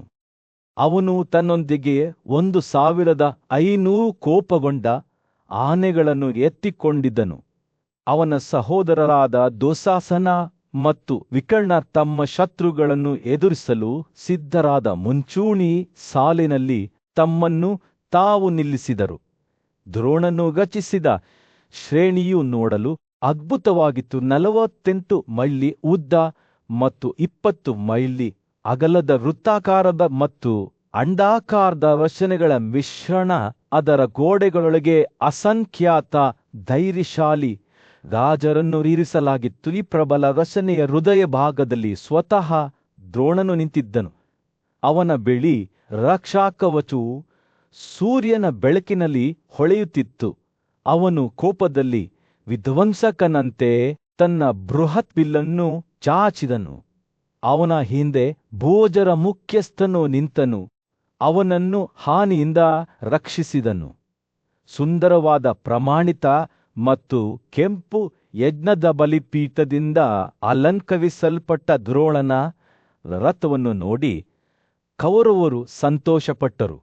ಆದರೆ ಸಿದ್ಧರು ಮತ್ತು ಚರಣರು ವಿನ್ಯಾಸವು ಆಕಾರವನ್ನು ಪಡೆದುಕೊಳ್ಳುವುದನ್ನು ವಿಸ್ಮಯದಿಂದ ನೋಡುತ್ತಿದ್ದರು. ರಾಜ ದುರ್ಯೋಧನನು ಈ ಅಸಾಧಾರಣ ಶಕ್ತಿಯನ್ನು ನೋಡಿದಾಗ ತನ್ನ ಹೃದಯವು ಹೆಮ್ಮೆಯಿಂದ ಉಬ್ಬಿಕೊಂಡಂತೆ ಭಾಸವಾಯಿತು. ಅದರ ಶ್ರೇಣಿಯು ಜೀವಂತವಾಗಿ ಕಾಣುತ್ತಿತ್ತು. ಅದರ ವಿವಿಧ ವಿಭಾಗಗಳು ಭೂಮಿಯ ಸುತ್ತಲೂ ಸುತ್ತುವರಿದ ದೊಡ್ಡ ಹಾವಿನಂತೆ ಪರಿಪೂರ್ಣ ಸಮನ್ವಯದಲ್ಲಿ ಚಲಿಸುತ್ತಿದ್ದವು.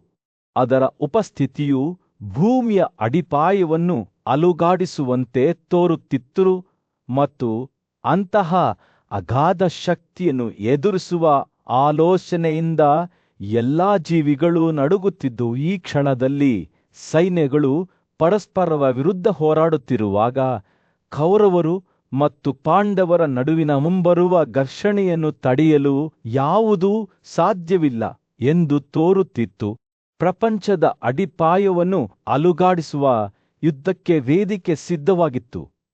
ಏಳಿಕೆಯ ದಿನವು ಅಂತಿಮವಾಗಿ ಯುದ್ಧಭೂಮಿಯನ್ನು ತಲುಪಿತು.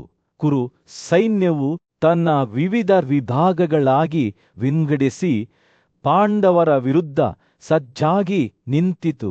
ಡ್ರಮ್ಸ್ ಮತ್ತು ಮೃದಂಗಗಳು ಹೊಡೆಯಲು ಪ್ರಾರಂಭಿಸಿದಾಗ ದೊಡ್ಡ ಕೋಲಾಹಲ ಉಂಟಾಯಿತು. ಯುದ್ಧದ ಗದ್ದಲದಿಂದ ಗಾಳಿಯನ್ನು ತುಂಬಿತು. ಶಂಖದ ಚಿಪ್ಪುಗಳನ್ನು ಹಾರಿಸಲಾಯಿತು ಮತ್ತು ಅಪಶಕುನದ ಗರ್ಜನೆಯು ಭೂಮಿಯನ್ನು ಅಲುಗಾಡಿಸಿತು. ಕೂದಲು ಅಂತಿಮವಾಗಿ ನಿಲ್ಲುವಂತೆ ಮಾಡಿತು. ಯುದ್ಧದ ಮೈದಾನವು ನಿಧಾನವಾಗಿ ಹೋರಾಡಲು ಉತ್ಸುಕರಾಗಿದ್ದ ಭರತರಿಂದ ಆವೃತವಾಗುತ್ತಿದ್ದಂತೆ ಸವ್ಯಸಚಿನ್ ಅರ್ಜುನನು ಕಾಣಿಸಿಕೊಂಡನು. ಅವನ ರಥವು ಸಾವಿರಾರು ಕಾಗೆಗಳು ಮತ್ತು ಕಾಗೆಗಳೊಂದಿಗೆ ಶತ್ರುಗಳ ಸಾಲುಗಳ ಕಡೆಗೆ ಸಾಗಿತು. ನರಿಗಳು ಸೇರಿದಂತೆ ವಿವಿಧ ಪ್ರಾಣಿಗಳ ಕೂಗುಗಳಿಂದ ಗಾಳಿಯು ತುಂಬಿತ್ತು. ಅವರು ಬಲ ಪಾರ್ಶ್ವದಲ್ಲಿ ಅಸಹ್ಯವಾಗಿ ಕೂಗುತ್ತಿದ್ದರು. ಬೀಳುವ ಉಲ್ಕೆಗಳೊಂದಿಗೆ ಆಕಾಶವೇ ನಡುಗುತ್ತಿತ್ತು. ಅವುಗಳ ಹೊಳೆಯುವ ಹಾದಿಗಳು ಕತ್ತಲೆಯಾದ ದಿಗಂತವನ್ನು ಬೆಳಗಿಸುತ್ತಿದ್ದವು. ಒಣಗಾಳಿ ಬೀಸುತ್ತಿತ್ತು. ಗುಡುಗುಗಳು ಮತ್ತು ಕಲ್ಲುಗಳು ಮತ್ತು ಜಲ್ಲಿಕಲ್ಲುಗಳನ್ನು ಯುದ್ಧಭೂಮಿಯಾದ್ಯಂತ ಓಡಿಸುತ್ತಿದ್ದವು. ಕುಂತಿಯ ಮಗ ಅರ್ಜುನನು ಯುದ್ಧದ ಪ್ರಾರಂಭದಲ್ಲಿ ಆಗಮಿಸಿದ್ದನೆರಡು ಸೈನ್ಯಗಳು ಪರಸ್ಪರ ಮುಖಾಮುಖಿಯಾದಾಗ ನಕುಲನ ಮಗನಾದ ಶಾತಾನಿಕ ಮತ್ತು ಪ್ರೀತಿಯ ಮಗನಾದ ದುಷ್ಟದ್ಯುಮ್ನನು ಪಾಂಡವ ವಿಭಾಗಗಳನ್ನು ಸಜ್ಜುಗೊಳಿಸಿದರು. 1,000 ಕಾರುಗಳು, 100 ಆನೆಗಳು, 3,000 ವೀರರು ಮತ್ತು 10,000 ಪಾದಚಾರಿ ಸೈನಿಕರೊಂದಿಗೆ ದುರ್ಮಾಶನನು ಕುರು ಸೈನ್ಯದ ವಾಹನದಲ್ಲಿ ತನ್ನ ಸ್ಥಾನವನ್ನು ವಹಿಸಿಕೊಂಡನು. ಉಲ್ಬಣಗೊಳ್ಳುತ್ತಿರುವ ಸಮುದ್ರವನ್ನು ವಿರೋಧಿಸುವ ಖಂಡದಂತೆಯೇ ದುರ್ಮಾರ್ಶನನು ಘೋಷಿಸಿದನು. ಶತ್ರುಗಳನ್ನು ಸುಟ್ಟು ಹಾಕುವ ಗಾಂಧೀವದ ಯೋಧನನ್ನು ಯುದ್ಧದಲ್ಲಿ ಎದುರಿಸಲಾಗದ ಆ ಯೋಧನನ್ನು ನಾನು ಇಂದಿಗೂ ವಿರೋಧಿಸುತ್ತೇನೆ. ಇಂದು ಜನರು ಕೋಪಗೊಂಡ ಧನಂಜಯನು ಮತ್ತೊಂದು ಕಲ್ಲಿನ ಸಮೂಹದಂತೆ ನನ್ನೊಂದಿಗೆ ಡಿಕ್ಕಿ ಹೊಡೆಯುವುದನ್ನು ನೋಡೋಣ. ಆದರೆ ಅರ್ಜುನನನ್ನು ಕಡಿಮೆ ಅಂದಾಜು ಮಾಡಬಾರದಿತ್ತು. ಚಿನ್ನದ ಕಿರೀಟವನ್ನು ಧರಿಸಿ ಬಿಳಿ ಹೂವುಗಳ ಹೂಮಾಲೆಗಳಿಂದ ಅಲಂಕರಿಸಿ ಕತ್ತಿಯಿಂದ ಶಸ್ತ್ರಸಜ್ಜಿತರಾಗಿ ಅವನು ತನ್ನದೇ ಆದ ಅಗ್ರಗಣ್ಯ ರಥದ ಮೇಲೆ ಯುದ್ಧಕ್ಕೆ ಸವಾರಿ ಮಾಡಿದನು.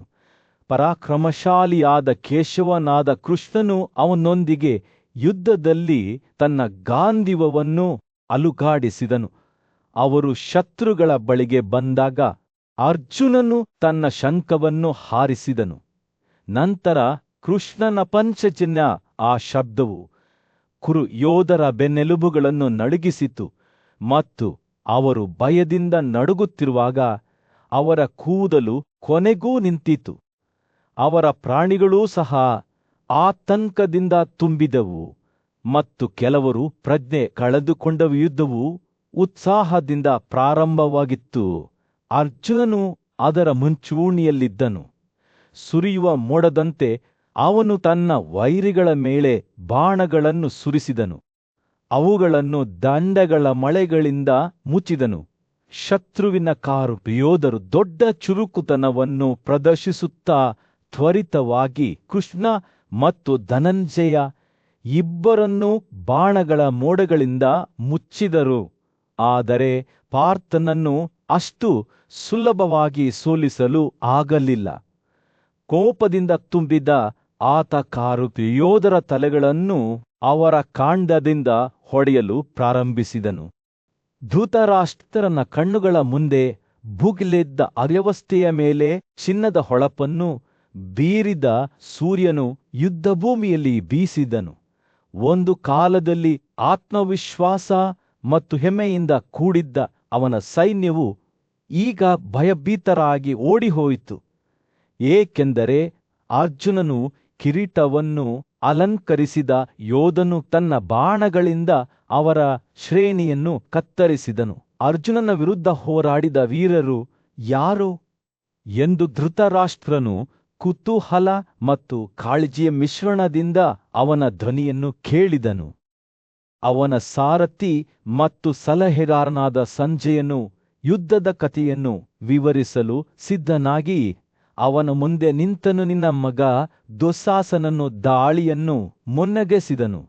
ಸಂಜಯ್ ಪ್ರಾರಂಭಿಸಿದ.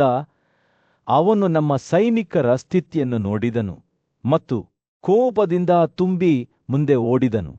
ಅವನು ಅಸಾಧಾರಣ ಯೋಧನಾಗಿದ್ದನು. ಚಿನ್ನದ ಕಸೂತಿ ರಕ್ಷಾಕವಚವನ್ನು ಧರಿಸಿದ್ದನು. ಅವನ ಪೇಟವು ಚಿನ್ನದಿಂದ ಮಿನುಗುತ್ತಿತ್ತು.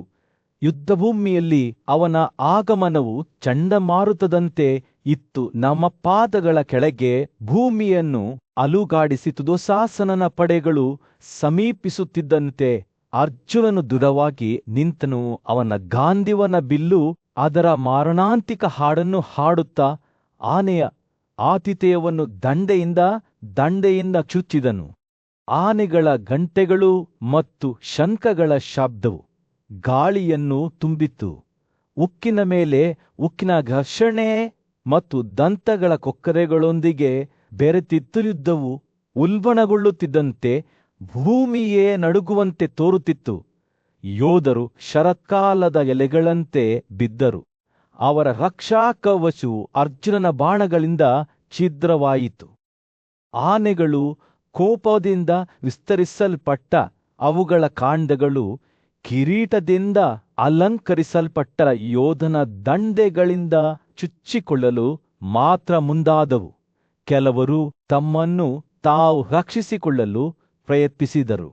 ಆದರೆ ಅರ್ಜುನನ ಅವಿಶ್ರಾಂತ ಗುರಿಯ ವಿರುದ್ಧ ಅವರ ಪ್ರಯತ್ನಗಳು ವಿಫಲವಾದವು. ಈ ಹತ್ಯಾಕಾಂಡವು ಹಿಂದೆಂದೂ ಕಾಣದಂತಿತ್ತು. ಕಿವಿಯೋಲೆಗಳಿಂದ ಅಲಂಕರಿಸಲ್ಪಟ್ಟ ತಲೆಗಳು ಆನೆಗಳ ಕುತ್ತಿಗೆಯಿಂದ ಶರತ್ಕಾಲದ ಹೂವುಗಳಂತೆ ಬಿದ್ದವು. ಯೋಧರು ತಮ್ಮ ಅಶ್ವಾರೋಹಿಗಳ ದೇಹಗಳಿಗೆ ನೇಣು ಹಾಕಿದರು. ಅವರ ರಕ್ಷಾಕವಚವು ಡಿಕ್ಕಿ ಹೊಡೆದಿತ್ತು ಮತ್ತು ರಕ್ತಸಿಕ್ತವಾಗಿತ್ತು. ಕೆಲವರು ಓಡಿಹೋಗಲು ಪ್ರಯತ್ನಿಸಿದರು, ಆದರೆ ಅರ್ಜುನನ ಬಾಣಗಳು ಅವುಗಳನ್ನು ಕತ್ತರಿಸಿದವು.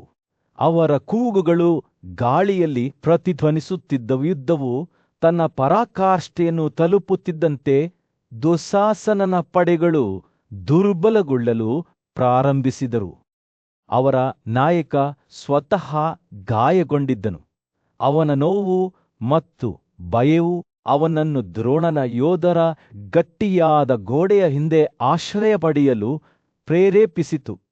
ಭಾರವಾದ ಹೃದಯದಿಂದ ದುಶ್ಯಾಸನನ ವಿಭಾಗವು ಮೈದಾನದಿಂದ ಓಡಿಹೋಗುತ್ತಿರುವುದನ್ನು, ಅವರ ಬಾಲಗಳು ಅವರ ಕಾಲುಗಳ ನಡುವೆ ಇರುವುದನ್ನು ಸಂಜಯನು ನೋಡಿದನು. ಯುದ್ಧಭೂಮಿಯು ಆನೆಗಳು, ಕುದುರೆಗಳು ಮತ್ತು ಕ್ಷತ್ರಿಯರ ದೇಹಗಳಿಂದ ತುಂಬಿತ್ತು. ಅವರ ರಕ್ಷಾಕವಚಗಳು ಛಿದ್ರಗೊಂಡವು ಮತ್ತು ಒಡೆದವು. ಅದರ ಮೇಲೆ ನಡೆದ ಹತ್ಯಾಕಾಂಡವನ್ನು ನೋಡಿ ಭೂಮಿಯೇ ಅಳುತ್ತಿತ್ತು. ಸಂಜೆ ತನ್ನ ಕಥೆಯನ್ನು ಮುಗಿಸಿದಾಗ ಧೃತರಾಷ್ಟ್ರನ ಕಣ್ಣುಗಳು ತಾನು ಕಂಡ ದೃಶ್ಯದ ಗುರುತ್ವಾಕರ್ಷಣೆಯಿಂದ ಭಾರವಾದವು. ಪರಾಕ್ರಮಶಾಲಿ ಯೋಧ ಅರ್ಜುನನಾದ ಪಾರ್ಥನು ತನ್ನ ಗುರು ದ್ರೋಣನ ಮುಂದೆ ನಿಂತಾಗ ಸೂರ್ಯನು ಯುದ್ಧಭೂಮಿಯಲ್ಲಿ ಬೀಳುತ್ತಾನೆ. ಆ ದೃಶ್ಯವನ್ನು ನಿರೂಪಕನಾದ ಸಂಜಯನು ಬಹಳ ಆಸಕ್ತಿಯಿಂದ ನೋಡುತ್ತಿದ್ದನು. ಅರ್ಜುನನು ದ್ರೋಣನ ಅಭೇದ್ಯ ವಿಭಾಗಕ್ಕೆ ನುಸುಳಲು ಬಯಸಿದನು. ಸಿಂಧುವಿನ ದೊರೆ ಜಯದ್ರಥನನ್ನು ಕೊಲ್ಲಲು ಪ್ರಯತ್ನಿಸಿದನು. ಅವನು ತನ್ನ ಶ್ರೇಣಿಯ ಪ್ರವೇಶದ್ವಾರದಲ್ಲಿ ನಿಂತಿರುವ ದ್ರೋಣನ ಬಳಿಗೆ ಹೋದನು ಮತ್ತು ಅವನನ್ನು ಗೌರವಿಸಲು ಅವನ ಕೈಗಳನ್ನು ಸೇರಿಸಿದನು ಎಂದು ಸಂಜಯನು ಹೇಳಿದನು. ದ್ರೋಣನು ತನ್ನ ಮುಖದ ಮೇಲೆ ಮುಗುಳ್ನಗೆಯೊಂದಿಗೆ, ಓ ವಿಭತ್ಸು, ನನ್ನನ್ನು ಸೋಲಿಸದೆ ನೀನು ಜಯದ್ರಥನನ್ನು ಸೋಲಿಸಲು ಸಾಧ್ಯವಾಗುವುದಿಲ್ಲ ಎಂದು ಉತ್ತರಿಸಿದನು. ಮತ್ತು ಅದರೊಂದಿಗೆ ಅವನು ಅವನ ರಥ, ಕುದುರೆಗಳು, ಸ್ಟ್ಯಾಂಡರ್ಡ್ ಮತ್ತು ರಥವನ್ನು ಚುಪಾದ ಬಾಣಗಳಿಂದ ಆವರಿಸಿಬಿಟ್ಟನು. ಅರ್ಜುನನು ಹೆದರದೆ